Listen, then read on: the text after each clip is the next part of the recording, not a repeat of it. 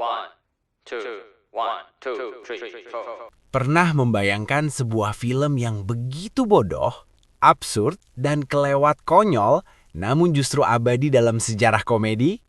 Dumb and Dumber adalah jawabannya.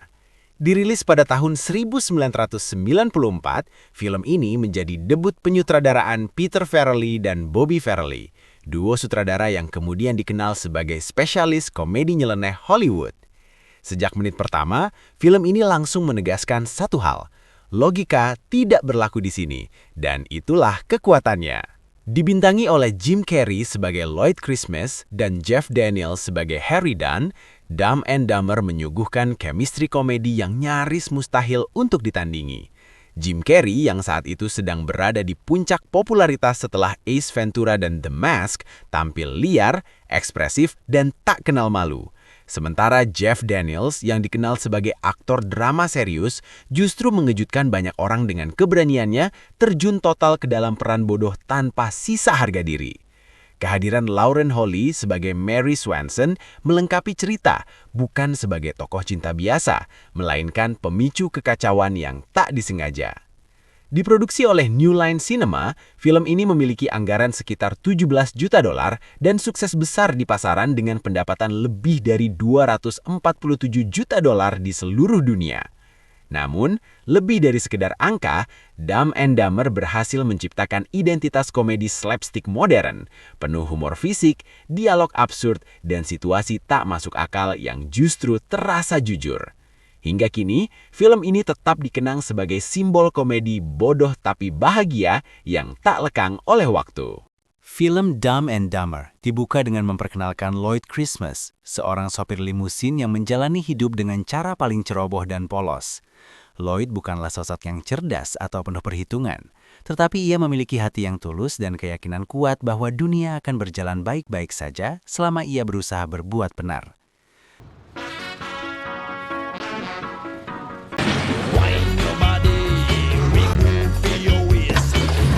Buddy.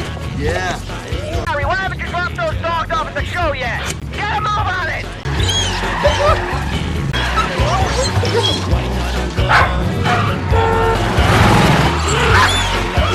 Suatu hari, Lloyd mendapat tugas mengantar seorang wanita bernama Mary Swanson menuju bandara. Perjalanan singkat itu justru menjadi momen penting dalam hidupnya.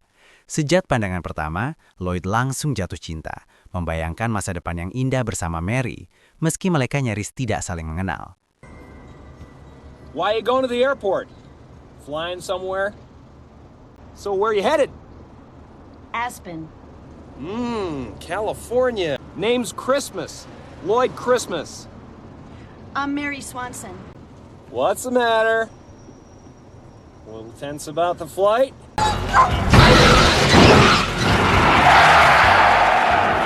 Where have you been?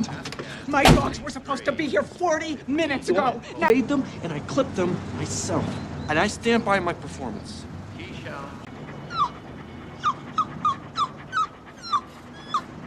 Setibanya di bandara, Mary turun dari limusin dan dengan sengaja meninggalkan sebuah koper di area terminal. Lloyd yang sama sekali tidak mengetahui maksud dibalik tindakan tersebut, mengira koper itu tertinggal secara tidak sengaja. Dengan niat baik yang bercampur kepolosan, ia berusaha mengejar Mary di dalam bandara untuk mengembalikannya. Namun segala upayanya berakhir sia-sia. Mary telah pergi, meninggalkan Lloyd dengan koper misterius di tangannya. Merasa bertanggung jawab, Lloyd membawa koper tersebut pulang ke apartemennya. Baginya, membawa koper itu bukan sekedar kewajiban, melainkan juga kesempatan untuk kembali bertemu dengan wanita yang telah mencuri hatinya.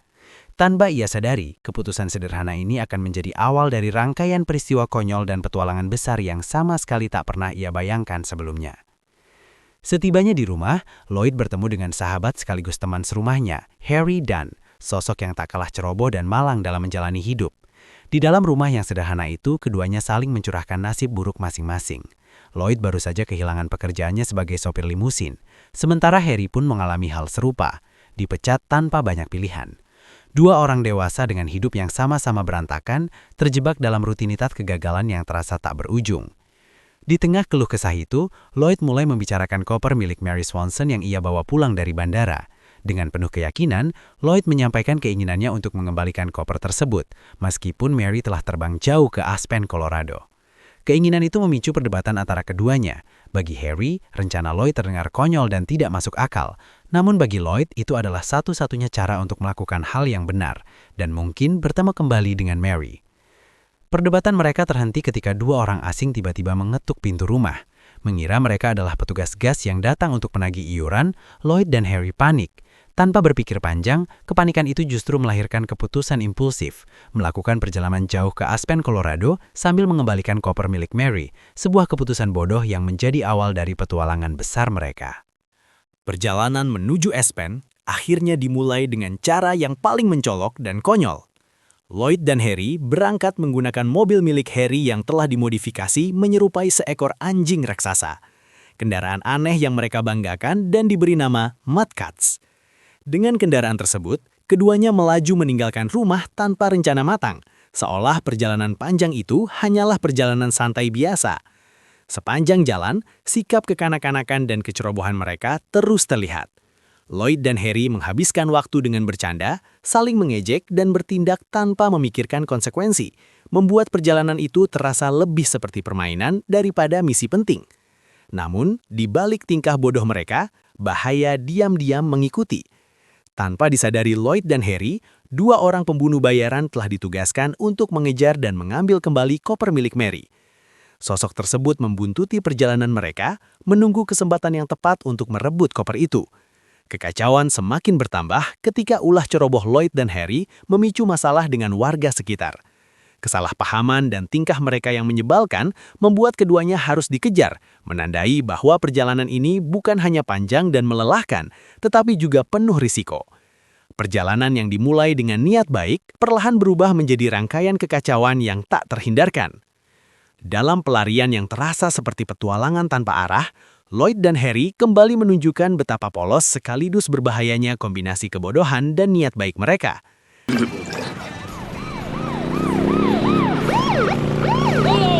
No, it's a cardigan, but thanks for noticing. Yeah!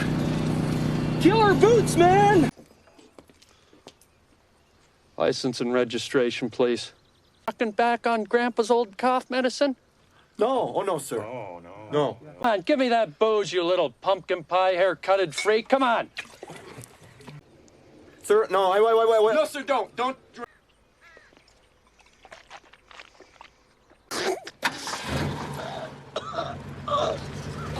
Di tengah perjalanan menuju Aspen, keduanya dengan santai memberikan tumpangan kepada seorang pria yang mobilnya mogok di pinggir jalan. Bagi Lloyd dan Harry, itu hanyalah bentuk kebaikan sederhana. Namun, tanpa mereka sadari, pria tersebut bukanlah orang sembarangan.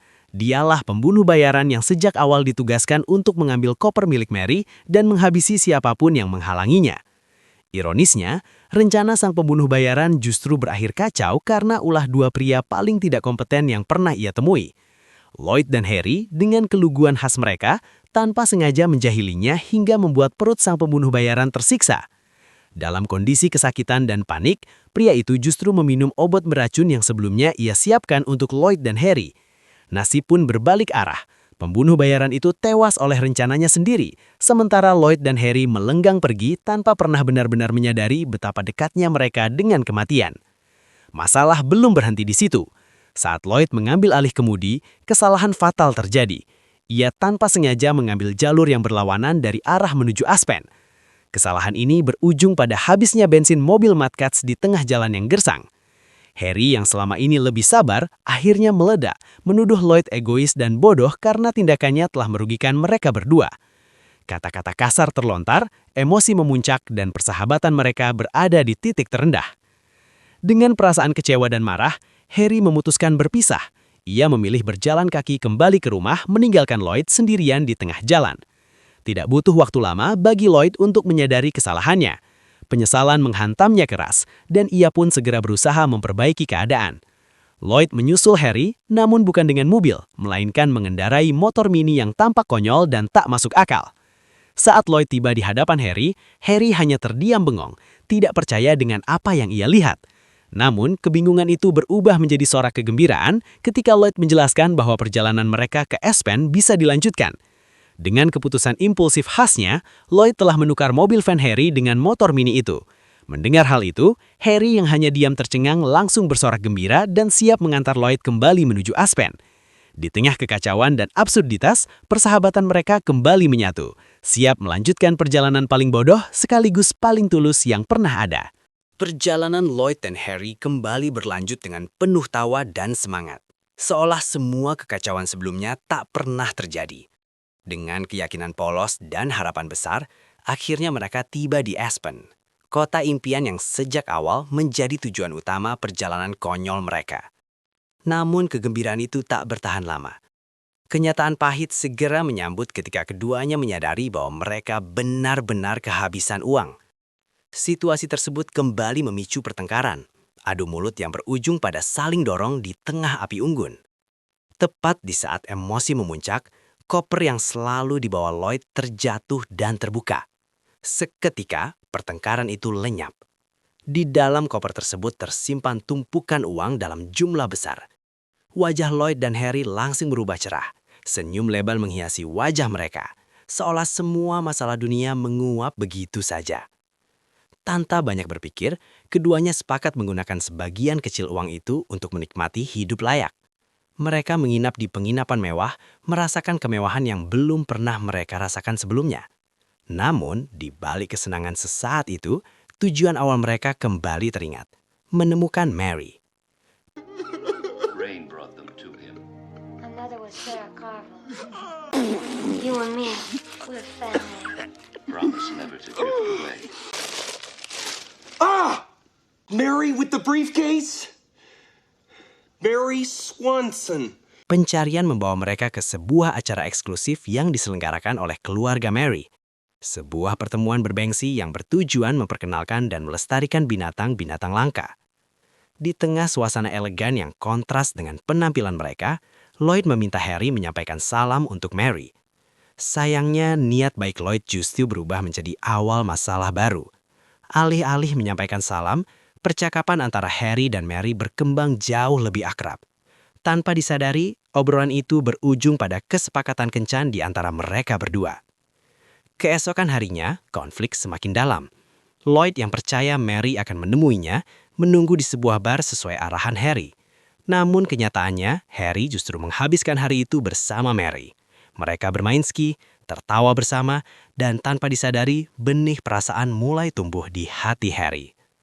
Sementara itu, Lloyd yang menunggu dengan harapan kosong semakin lelah dan frustasi. Akhirnya, ia memperoleh alamat rumah Mary dari seorang bartender dan segera menuju ke sana. Tanpa persiapan mental, Lloyd tiba tepat pada saat yang paling menyakitkan. Ia melihat Mary baru saja pulang bersama Harry. Hatinya hancur. Kepercayaan dan persahabatan kembali diuji. Di saat emosi pribadi memuncak, ancaman lain perlahan mendekat. Para penjahat dan FBI semakin dekat dengan keberadaan mereka, menandakan bahwa kekacauan terbesar belum benar-benar dimulai. Kekacauan mencapai puncaknya ketika Lloyd yang hatinya dipenuhi rasa kesal dan cemburu terhadap Harry memutuskan untuk menjalankan rencana paling kekanak-kanakan sekaligus kejam yang pernah terpikir olehnya. Dalam kondisi emosi yang tak terkendali, Lloyd diam-diam mencampurkan obat diare ke dalam minuman Harry. Minuman yang seharusnya menemani makan malam romantis Harry bersama Mary. Lloyd yakin inilah caranya membalas pengkhianatan sahabatnya sendiri. Rencana itu berhasil dengan terlalu sempurna. Setibanya Harry di rumah Mary, rasa mulas tak tertahankan langsung menyerangnya. Tanpa sempat menjelaskan apapun, Harry berlari menuju toilet. Terjebak dalam situasi darurat yang memalukan. Mary yang awalnya menunggu dengan sabar, mulai merasa heran dan bingung. Di saat itulah Lloyd muncul secara tiba-tiba, memanfaatkan momen yang kacau. Dengan penuh percaya diri, Lloyd mengungkapkan kebenaran yang sejak awal disimpannya, bahwa koper milik Mary selama ini berada di tangannya.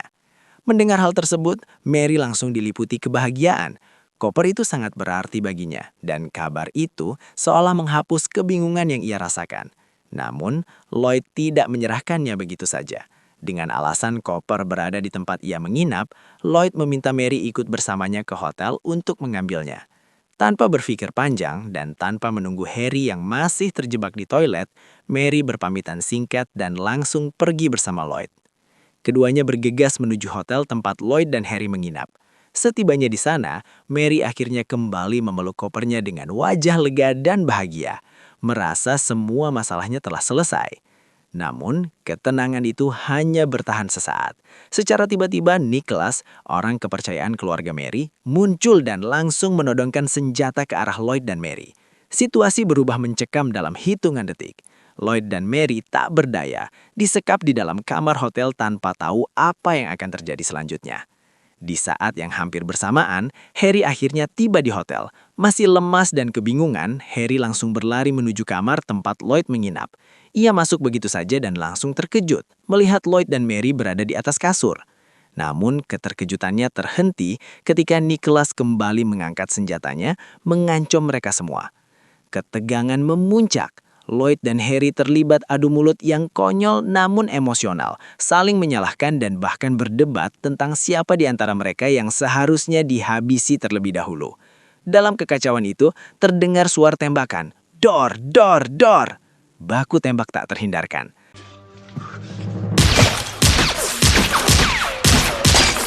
Harry!